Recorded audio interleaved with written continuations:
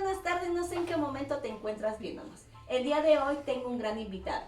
Él es el comandante José Antonio Zamora Nácar, del heroico Cuerpo de Bomberos. Muchas gracias por estar aquí en nuestro canal. ¿Cómo estás? Hola, muy buenos días. Mi nombre es José Antonio Zamora Nácar y soy jubilado del Cuerpo de Bomberos de la Ciudad de México. Muy orgulloso. Platícame. ¿Qué edad tienes? Tengo 61 años y 41 de instructor y 40 de bombero. Bombero. ¿Qué significa la palabra bombero? Porque todos sabemos, muchos entendemos que bombero es aquel que apaga un incendio. Pues sí, mucha gente tiene esa idea errónea de que el bombero nada más es operativo, pero el bombero es creativo. Tiene que establecer roles de prevención. Okay. Ahora, la profesión de bomberos va aleatoria a la profesión de protección civil. Okay. ¿A los cuántos años entraste al Cuerpo de Bomberos y en qué año? En el 83 creo que tenía yo 20 años. 20 años tenía. 20 años. Soy del 63. Ok. ¿Cuáles fueron los cursos en esa época que tú realizaste? Bueno, te podía hablar que el bombero es autodidacta, porque no nos daban cursos como tal. Entonces teníamos que ver por ejemplo, el bombero es autodidacta, porque en ese tiempo, en el 83, no teníamos capacitación directamente de nuestros jefes. Si bien es cierto, era importante el apoyo de ellos, porque eran personas que tenían las características de un bombero. En ese tiempo, en el 83, un bombero era una persona con fuerza, con fortaleza. Los estudios eran por demás. O sea, me estás contando que no tenían como una carrera, una escuela, sino se iban guiando conforme en lo que iban viendo en las emergencias. Sí, eran empíricos. Okay. Entonces, pero de alguna forma aprendimos de ellos. Yo aprendí mucho de ellos. Te puedo mencionar muchos jefes que no tenían escolaridad, pero eran fuertes. Conocían las emergencias y de ellos aprendí mucho. A ver, platícame una experiencia.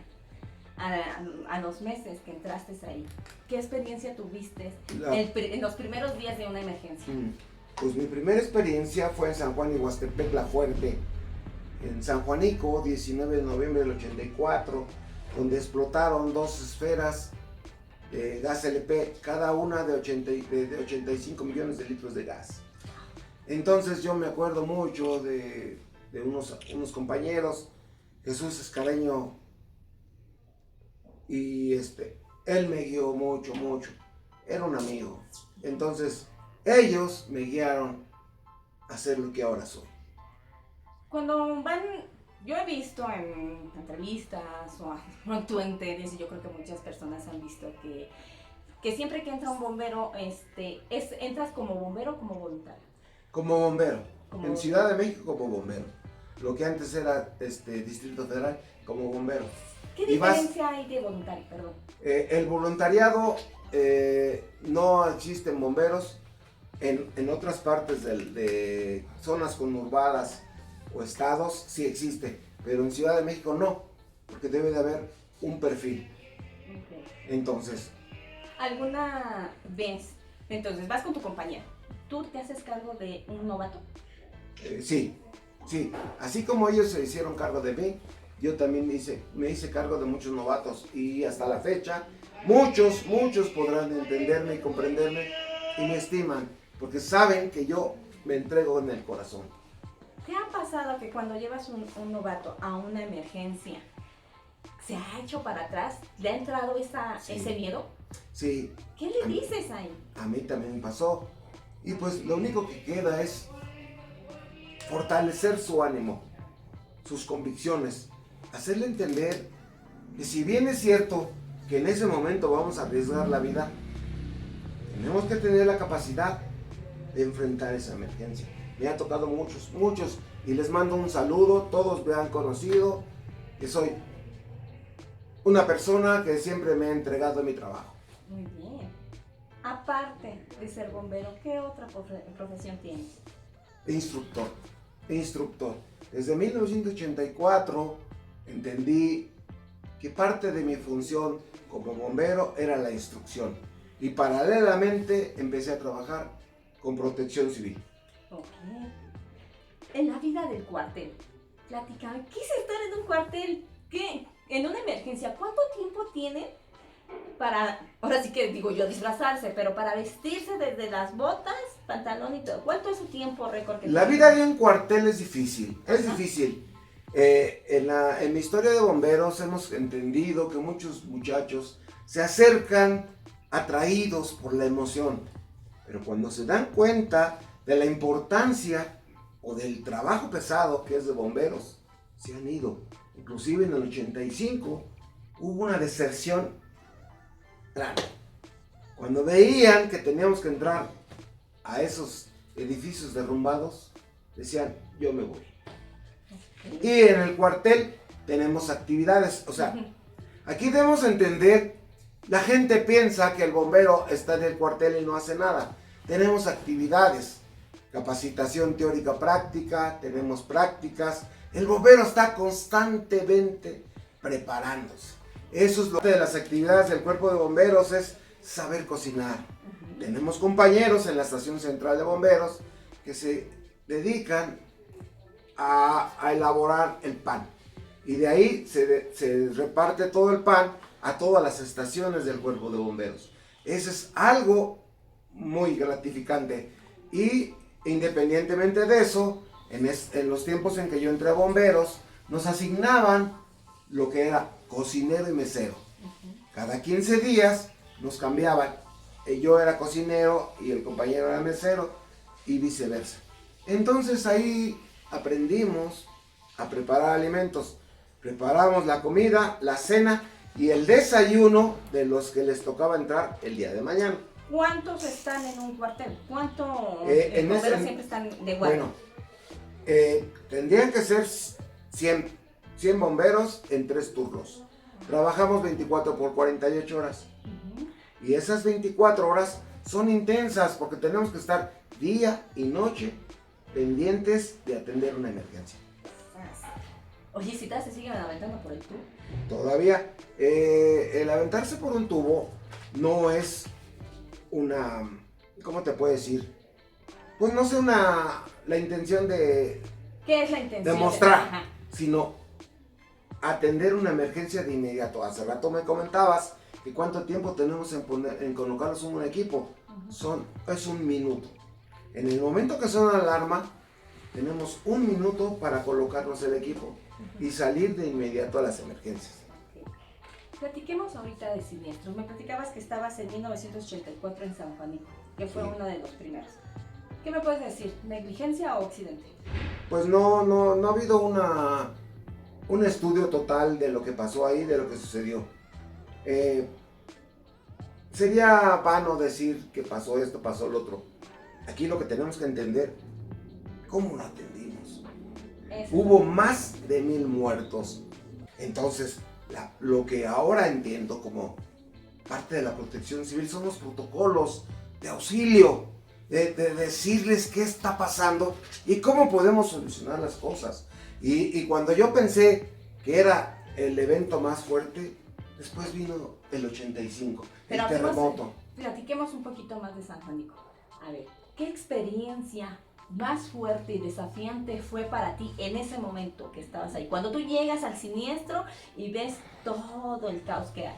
Bueno, primero hubo un protocolo de organización. Nos concentraron en una glorieta y el jefe en ese tiempo, Alejandro Aguilar López, jefe, no va a haber un jefe en el cuerpo de bomberos como él, porque era una persona profesional. Entonces estábamos en esa glorieta y nos estaban repartiendo. Teníamos que establecer la mitad, atender el fuego y en otro atender a los quemados, porque había muchos quemados. Entonces en ese momento, cuando estábamos en la glorieta, vino la explosión de la segunda esfera, 45 millones de litros de gas. Entonces, cuando vino la explosión, pues fue algo inesperado. Y cuando ya nos designaron las tareas, pues ni modo, a enfrentar la emergencia. De ahí, pues tenías poquito que habías entrado. Un año. Un año, poquito que habías entrado.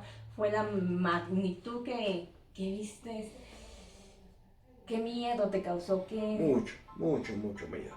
El miedo nunca, en bomberos el miedo nunca deja de estar presente. Y aquí me pegué a mis compañeros que tenían la experiencia, que me decían cómo comportarme, cómo atender las cosas, pero sobre todo el impacto psicológico de ver muertos, heridos. O sea, era algo, no lo puedo mencionar porque... Pues sí, era mucha gente decidida, mucha gente que al final de cuentas, pues muchos iban a trabajar. Yo estaba muy chiquilla cuando pasó y se oyó de kilómetros, se oyó de esa segunda explosión, ¿no? Pasemos al terremoto, porque después viene el terremoto en el 85. Como yo bien te comentaba, yo pensaba que ya los eventos del 84 ya habían marcado mi vida, pero después viene el 85. ¿Cómo lo manejaste? Pues en un inicio, te voy a platicar, yo estaba en la estación Escaposalcos, estaba arriba de una pipa de agua, ya iba yo a entregar el servicio. Entonces cuando empezamos a escuchar los gritos, yo no sentí el temblor, pero cuando oí los gritos, pues yo decía, ¿qué pasa? O sea, ¿qué sucede? Y el primer lugar a donde nosotros nos mandaron, con el comandante José García Suástegui, que le mando un saludo. Saludos. Fue ahí a las espaldas de Garibaldi. Okay. La plaza de San Camilo era una unidad habitacional donde ahí se quedaban todos los que trabajaban en Garibaldi. Y cuando empecé a ver las escenas dantescas, digo, yo no puedo describir todo lo que vimos. Personas aplastadas, prensadas. Entonces en ese momento cuando llegamos ahí, lo que encontramos era una pareja, unos esposos, que quedaron prensados de las piernas pero que estaban colgados del cuerpo. Entonces en la primera instancia tratamos de soportar que ellos no tuvieran ese padecimiento, ¿no? Pero no alcanzábamos a comprender lo que había pasado. Entonces llegó un comandante, Raúl Esquivel, que llevaba todo el equipo de la estación central, panaderos, mecánicos, y pidió un maquinista. Como yo me había preparado para ser maquinista, yo recuerdo que atravesamos la plaza de Garibaldi, y yo le pregunté, oiga jefe, ¿está muy fuerte lo que pasó? No me contestó, me dijo, nada más observa. Cuando cruzamos Lázaro Cárdenas, ya vi todo Lázaro Cárdenas con edificios colapsados. Yo pensé en mi familia, en mi mamá, mis hermanos, en mi familia. Pero también estaba yo consciente que el deber me estaba llamando. Y llegamos al Regis, donde hicimos un rescate y yo me quedé en un rescate colgando de una varilla. Entonces, pues ya no te da tiempo de pensar. Nada más es ayudar, apoyar a la gente. Y pues de ahí fue muy difícil todo lo que pasaba. Esta pregunta también es opcional si me la quieres contestar. ¿Cuánto tiempo duró desde el temblor hasta, no sé, unos 15, 20 días que tenías ahí compañeros? ¿Alguno desvivió, desfalleció ahí? No fallecieron, pero huyeron. Y no los juzgo, porque yo también pienso que pensaron en su familia. O sea, tuvieron que trasladarse a su familia. En ese tiempo éramos 1000 bomberos en siete estaciones. Ninguno de nosotros estábamos preparados para enfrentar lo que pasó. Vivimos momentos muy fuertes, entrando a toquedades o estructuras colapsadas con muertos. Para salvar vidas tuvimos que avanzar entre muertos. Gracias a eso, en Bomberos me dieron un reconocimiento al valor heroico por el presidente de la República, Miguel de la Madrid Hurtado. El reconocimiento al valor heroico. Y me siento muy orgulloso de eso, porque vivimos etapas muy fuertes. Y te pudiera platicar una y mil historias de la muerte. ¿Qué es la muerte? Ahora por eso me profundizo en hacerles entender lo que son los protocolos de protección civil. No jugar a la protección civil. Entender que la vida es importante. Así es. Conforme han pasado los años, ¿has visto? ¿Han cambiado las estrategias para algún desastre? Pues si bien es cierto, tocaste un punto muy delicado. Se entiende que ya hay instancias que están dedicadas a eso, pero mi pregunta es, ¿verdaderamente somos profesionales? ¿Verdaderamente somos profesionales? Estoy tocando el punto en la llaga. Porque no alcanzamos a entender lo que es la protección civil. Si bien es cierto, yo emano del Cuerpo de Bomberos, es una etapa que se ha complementado con la protección civil. Te voy a platicar. En el 86, cuando se creó el sistema de protección civil, se venía el Mundial del 86. Entonces, preparamos a las personas de las delegaciones o las alcaldías ahora para enfrentar ese compromiso de lo que era el Mundial. Y después, esas personas las incorporaron a las delegaciones para formar la protección civil. Pero en ese tiempo eran muy escuetos, no tenían el conocimiento y batallamos mucho como bomberos, porque ellos querían participar como si fueran bomberos y nos comprometían al trabajo. En una ocasión, yo pertenezco a la Asociación Mexicana de Jefes de Bomberos, y yo en una ocasión les dije, compañeros bomberos, les mando un saludo, prepárense, actualícense, porque va a llegar un día en que Protección Civil nos va a rebasar. Ya nos rebasó. Ya hay una licenciatura en Protección Civil, pero mal encaminada. ¿Por qué mal encaminada? Porque no les han forjado esos conocimientos, esas convicciones y ese espíritu de servicio que debe de prevalecer en cada miembro de Protección Civil o bomberos. En el 2017 hubo otro temblor. Claro. ¿Ahí estuviste presente? Claro. Colaboré como brigadista, como voluntario, porque al final de cuentas el espíritu queda. ¿Qué? Mucha gente padeció mucho de lo que sucedió. Sin embargo, debemos entender que el sistema de alerta sísmico no funcionó. Más bien, no es que no haya funcionado. Se detonó después porque el epicentro fue entre Puebla y Morelos.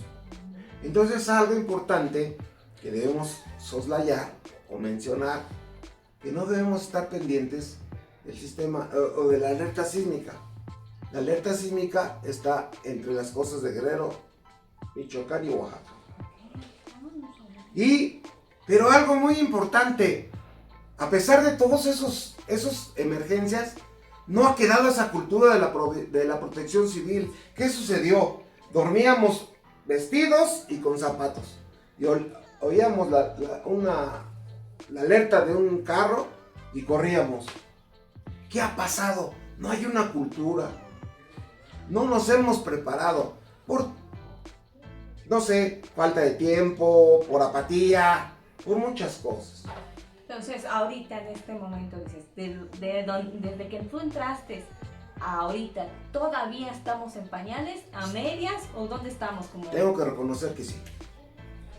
Hay soberbia, Hay un protocolo que se llama Sistema de Comando de Incidentes y todos somos expertos. Eso es lo que acaba con nosotros. Ok. Una vez te pregunté, hace muchos años te pregunté, ¿qué es un bombero?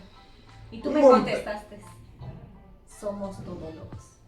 Un bombero. Enciérrame esa palabra de todólogo. Un bombero es todólogo. Un bombero entrega su vida.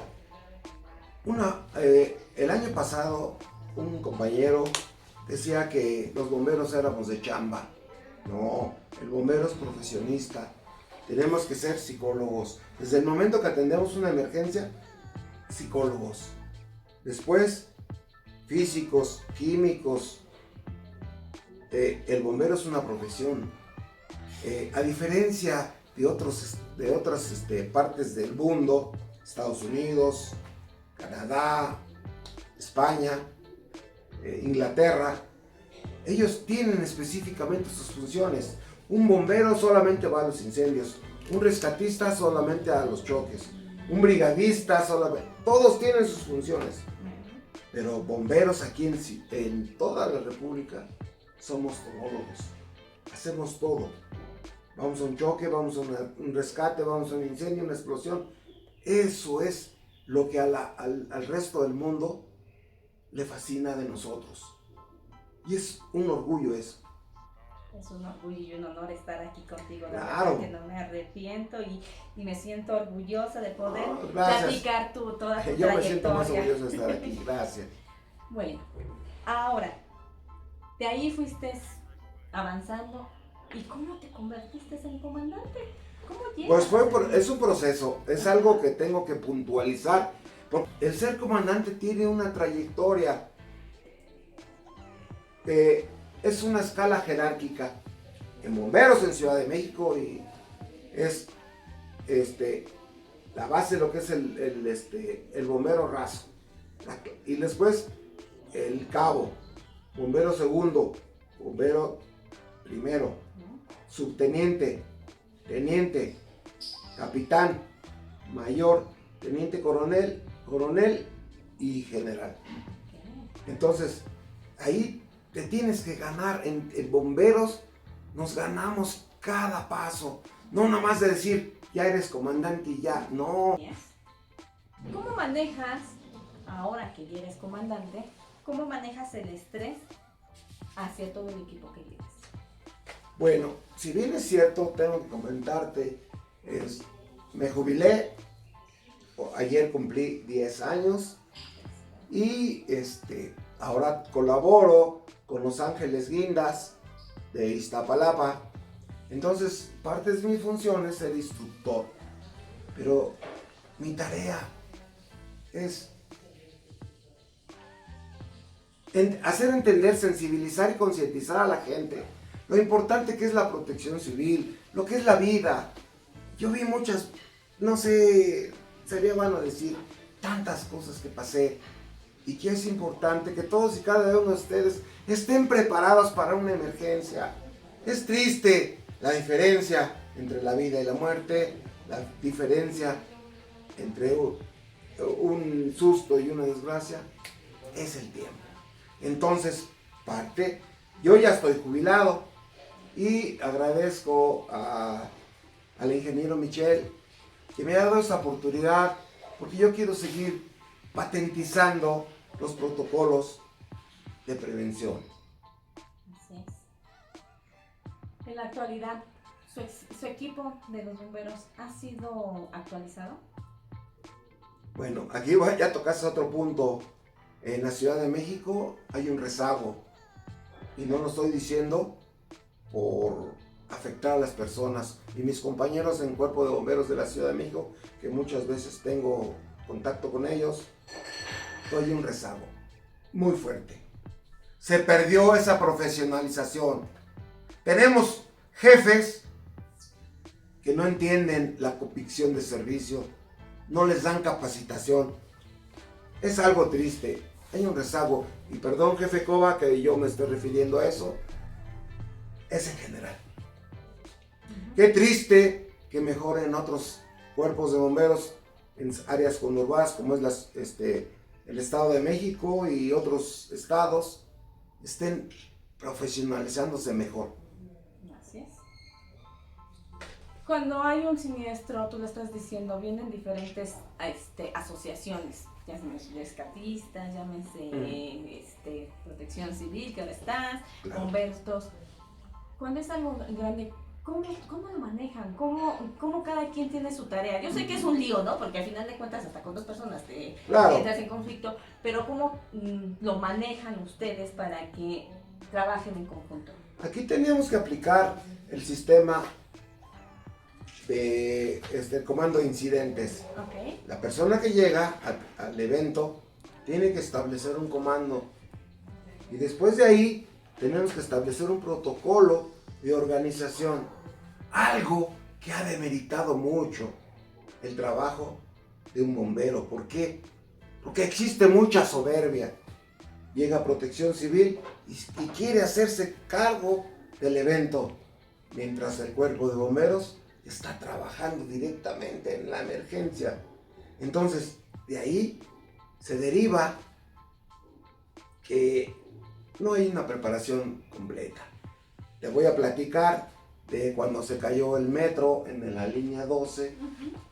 Fue triste ver cómo se peleaban por los heridos. O sea, no hay una convicción. Y muchos me van a criticar, van a decir, oye, estás hablando de más, pero no, yo hablo con la verdad. Así es. De corazón. Te voy a platicar en el 84, cuando pensábamos que podíamos tener un control, hubo muchos problemas porque teníamos que caminar cuadras y cuadras para llevar a las víctimas. Y les decíamos, entren. No, es que aquí tenemos que estar. Y llegó un grado que les decíamos groserías, porque era la desesperación. Llevábamos niños, personas quemadas, y queríamos que les dieran atención, pero no entraban. Yo considero que era por el miedo, pero ya teníamos el protocolo del sistema de comando de incidentes y no ha funcionado, ni va a funcionar. Hay mucha soberbia, mucha apatía, egos. Y mientras esos egos existen, nunca va a haber una organización total. Ya estamos jubilados, pero seguimos dando cursos. Claro. ¿Cuáles son tus especializaciones para los cursos? Escuelas, empresas, cada uno tiene su contexto diferente. Sí, pues yo creo que ya mi objetivo es hacer entender a la gente lo importante que es la protección civil. Ahora que estoy en esto. ¿Qué es protección civil? A lo mejor no sabemos ni qué es protección civil. Protección civil es el acto de poder establecer protocolos para poder enfrentar emergencias. La diferencia entre un riesgo y un desastre es la actitud. ¿Sí? La protección civil ya está marcada como un derecho en la Constitución Política de la Ciudad de México, en el artículo 14, fracción A, y en la Ley de Gestión Integral de Riesgos y Protección Civil, en el artículo 1, donde marca que ya es un derecho la seguridad urbana y la protección civil. En el Estado de México también, en cada área está igual, establecido. Entonces la protección civil es parte de protegernos, establecer estrategias para protegernos. Pero así como hay un derecho, también hay una obligación de todas las personas de entender que tenemos que tener una preparación para enfrentar una emergencia. Por ejemplo, una emergencia en una empresa, ¿cómo se maneja? En una empresa se manejan otro tipo de términos. Estamos apegados a la norma 02, condiciones de seguridad en caso de incendio en tu lugar de trabajo. Pero aparte, tiene que haber una brigada interna de protección civil que tiene funciones específicas. Y no nada más en una empresa, se está tratando de llevar todo esto a unidades habitacionales, a zonas urbanas. ¿Por qué? Porque es importante tener una cultura de la protección civil. Estas brigadas internas son brigadas multifuncionales: brigada de prevención y combate a incendios, brigada de primeros auxilios. En primeros auxilios es importante recalcar ¿Cómo estamos tan delimitados en eso? Que cuando te mandan una inyección, ¿qué haces? ¿Sabes inyectar? ¿Sabes inyectar? ¿O sabes poner un suero? Entonces eso nos hace vulnerables. La otra brigada es repliegue, evacuación, búsqueda y rescate y comunicación social. Entonces tenemos que establecer que tenemos que tener gente resiliente que pueda enfrentar una emergencia. Por ejemplo, ¿cuánto tiempo va a tardar en llegar una unidad médica o un carro de bomberos a tu zona? Mucho tiempo, 20 minutos ponle, ¿sí? Entonces, ¿qué va a pasar? ¿Por qué tenemos tantos fallecimientos? Porque no tenemos la preparación. Así es. Y todos decimos, no llegó bomberos, no llegó protección civil, no vino Cruz Roja. Pero mientras, ¿qué hacemos? Simplemente tenemos un botiquín en casa, tenemos un extintor. No le echemos toda la culpa al gobierno ni al sistema, ¿sí? Tenemos que entender que como tenemos derechos, también tenemos obligaciones. Ese es el punto medular de la zona. ¿Y en escuelas? En las escuelas tenemos... Perdón. En empresas me estás diciendo que hay brigadas y todo, pero Sí. en escuelas estamos hablando más estamos trabajando también en escuelas. ¿Cómo manejan ahí la protección civil? En el área de protección civil de la alcaldía de Iztapalapa, tenemos protocolos, tenemos la Semana de la Seguridad. Debemos entender que tenemos que entrar a los niños. Yo siempre he mencionado que qué hubiera pasado con esos niños del 85. Hubiéramos crecido con una cultura de la protección civil. ¿Qué pasa en Japón? Un país altamente sísmico, donde ya al niño se le enseña a comportarse o al reaccionar ante una emergencia. Aquí en Iztapalapa estamos creando la Semana de la Seguridad, un proyecto donde trabajamos con niños, padres de familia y maestros, ¿sí? ¿Cómo trabajamos con los niños? Enseñarles que el comportamiento ante un sismo es diferente ante un incendio. Eso es muy importante. Enseñarle cómo son las estructuras, qué debemos hacer en caso de un sismo y qué debemos hacer en caso de un incendio. Saber, enseñarles metodologías de arrastres, de avanzar en un incendio. Y después trabajamos con padres de familia, lo que llamamos manejo de crisis emocional al exterior del plantel. ¿Por qué? Porque cuando hay un incidente, inmediatamente todos los papás quieren ir a recoger a sus hijos, entrando en un riesgo.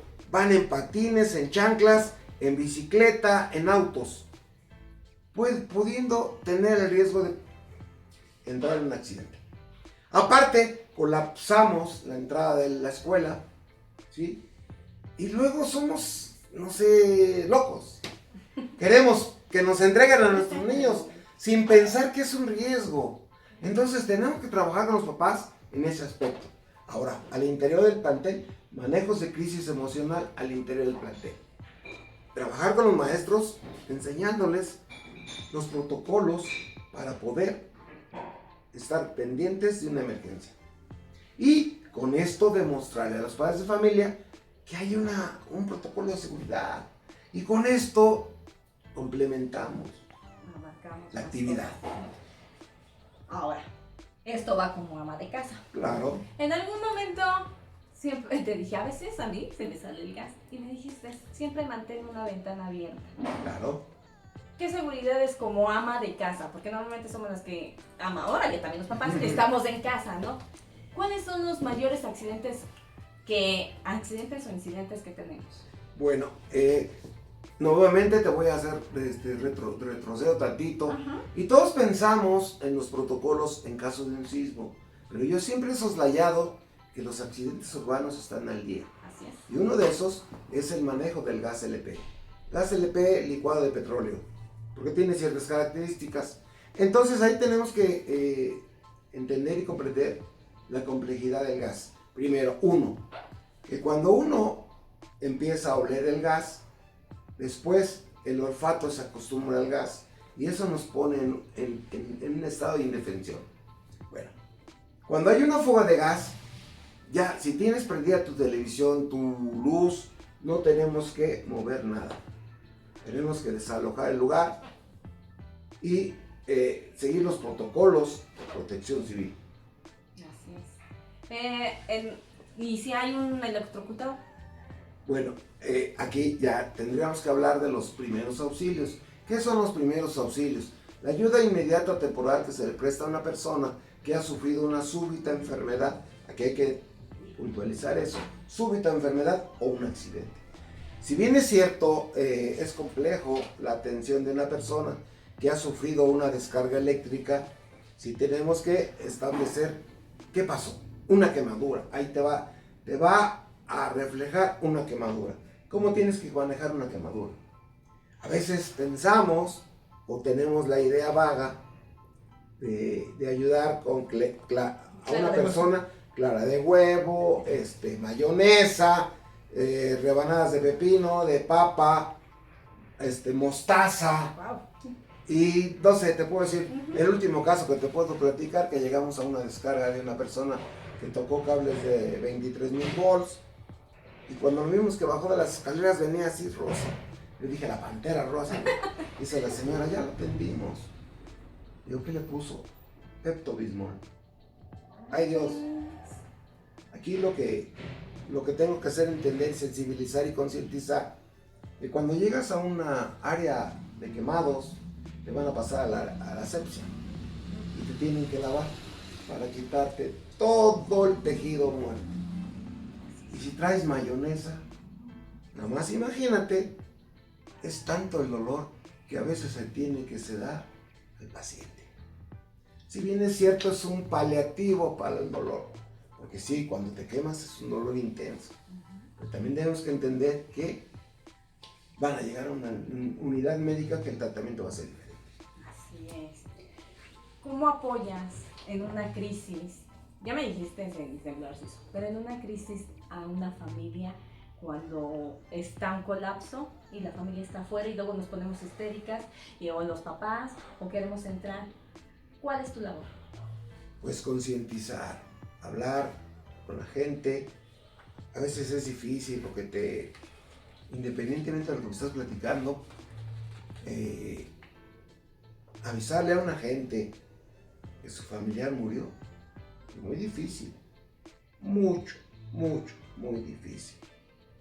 Entonces, en una escuela es importante primero hacer sentir que tú sabes y después hacerles ver cómo está la situación.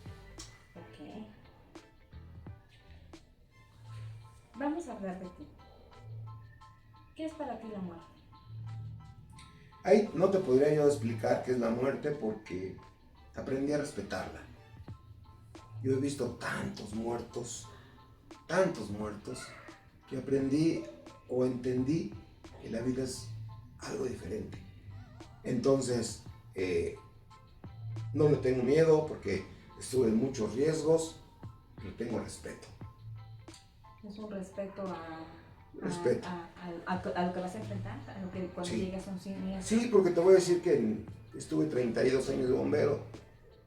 En ese tiempo no pensaba en mi familia, en mis hijos, en mi mamá.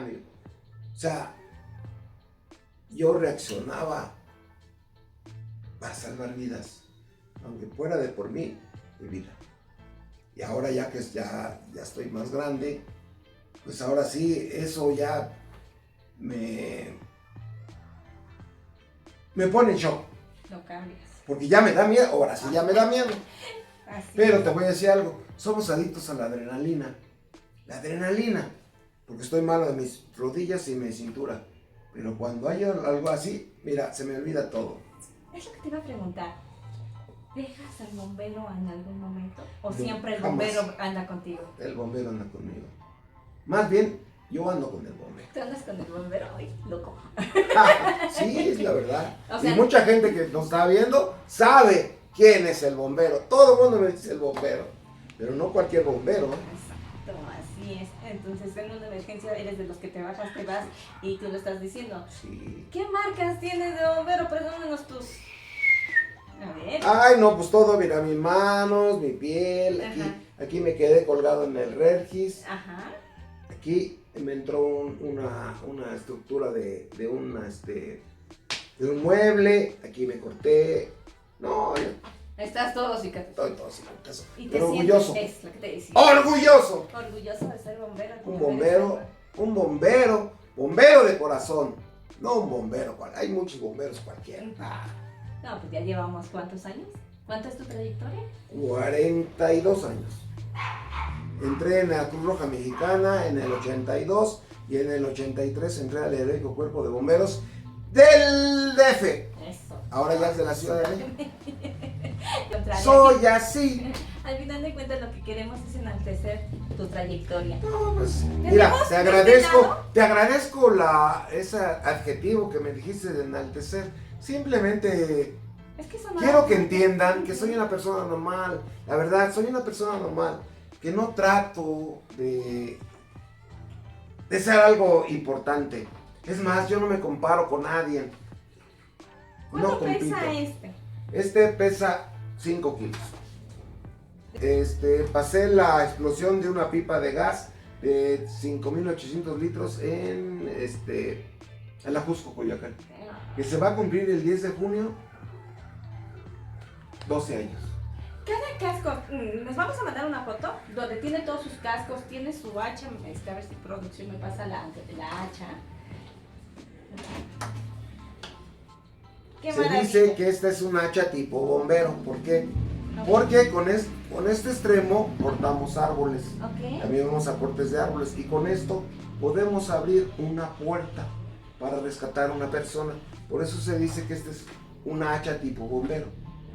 Ay, wow. Este casco es para los desfiles, Ajá. cuando estamos vestidos de gala.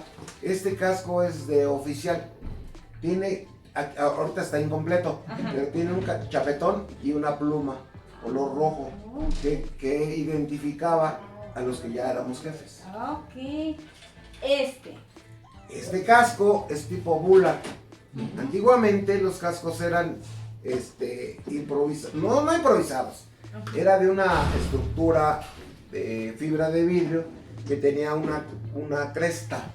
La cresta tenía una función, todos los cascos tienen una función. Esa cresta te protegía cuando se desplomaba algo, ¿sí? Y aquí esta parte del casco dejaba que el agua no te cayera directamente al cuello. Entonces todos los diseños tienen un propósito. Este casco es de la Cruz Roja Mexicana. Fui socorrista en el 82, cuando estaban las ambulancias canadienses. Ajá.